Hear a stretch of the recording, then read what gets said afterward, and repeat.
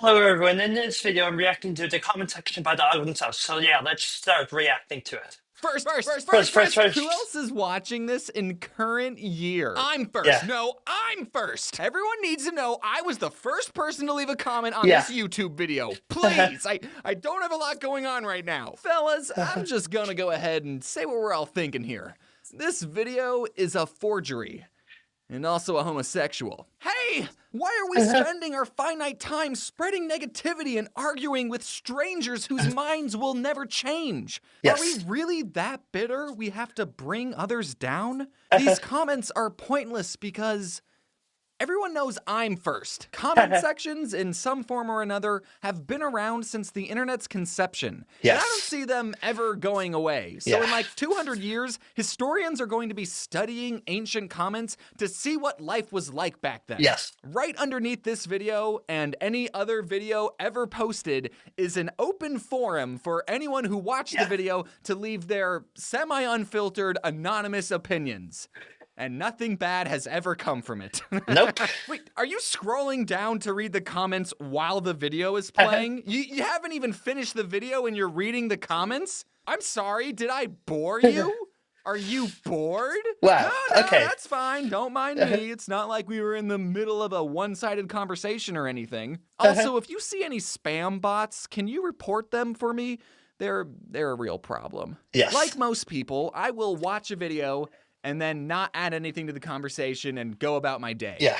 Watching more videos. And I know the vast majority of you do this too, because let's math something out. If we look at my last video and take the total amount of comments and divide it by views, we only get 0.4% of people who watch the video leave a comment. That's not a whole lot. Oh, I know. What if we look at a YouTuber apology video? I'm sure there's a bunch of people leaving comments, you know, letting people know their thoughts and having a civil discussion.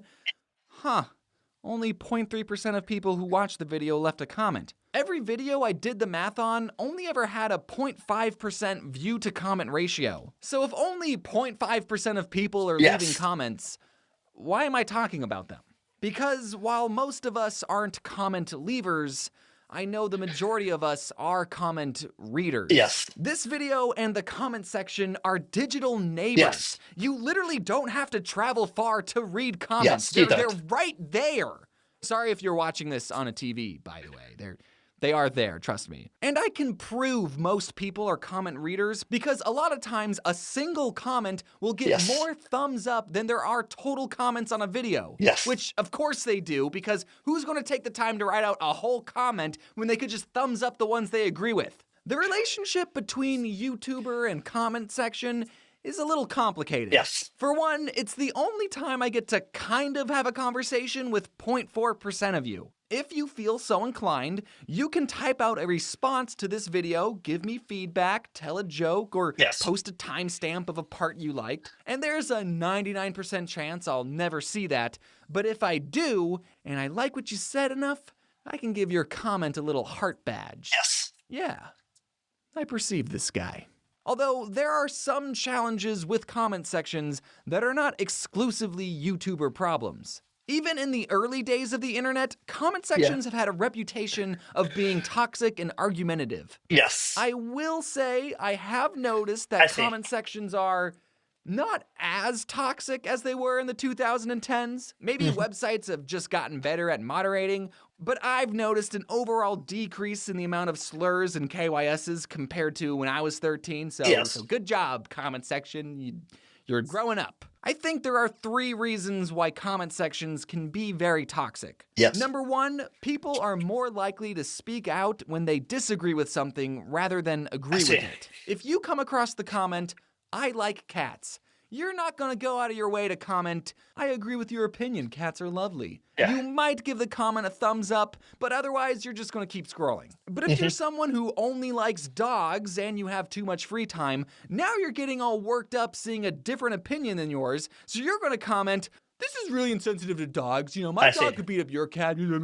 So every comment section will eventually devolve into a cesspool full of people who disagree with each other. But the toxicity is only magnified because of reason number 2, people are anonymous. When you don't have to face real-world repercussions for all the reprehensible shit you say? Yeah, I There's see. no limit to the things you won't spout out. Although there is something to be said about never being truly anonymous online. Maybe in the pre-Facebook era you could get away with saying some messed up stuff, but now if you upset the wrong person, they'll post your IP address. So, for example, this guy commented, and now I'm outside his mother's home.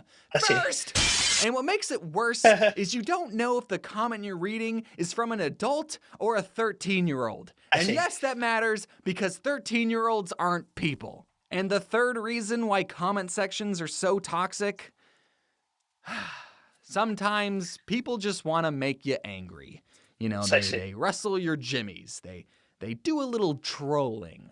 I'm not saying all negative comments are trolls. You can have your genuine criticisms, but we've all seen comments that are just trying to stir the pot, you know? It doesn't matter how thought out or correct your response to a troll comment is. As soon as you respond, you've stooped down to their level and lost. And the number 4 reason that I just thought of is because I think people can forget that behind these comments and profile pictures is a real person with emotions. Ian Hecox from Smosh made an analogy I really liked, that reading negative comments is like boxing. When you read a negative comment, it's like getting punched in the face. But with training, you can build your stamina to learn techniques and blocks to reduce the damage a punch would do to you. But at the end of the day, you're still boxing, and there's only so many punches to the face you can take before you have to tap out. I can read 100 positive comments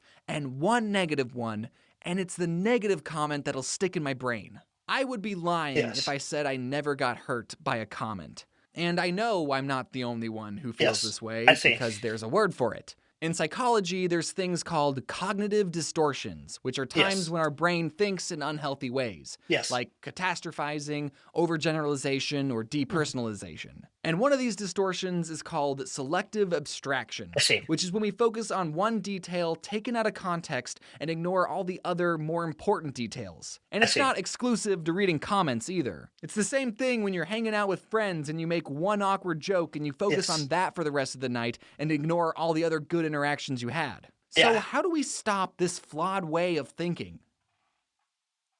I'm asking you. I don't know. Leave a comment.